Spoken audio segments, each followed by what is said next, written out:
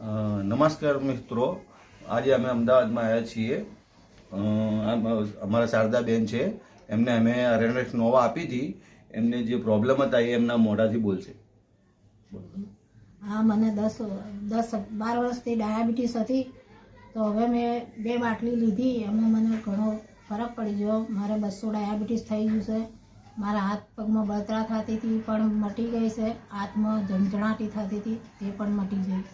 Okay, બીજું તમને શું ફરક પડ્યો?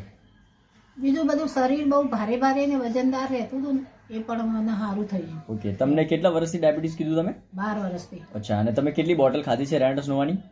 બે જ બોટલ. ઓકે, તો તમે આનાથી ખુશ છો શારદાબેન? ખુશ. ઓકે, તો બીજા લોકોને તમે શું કહેવા માંગો છો આ બોટલ વિશે?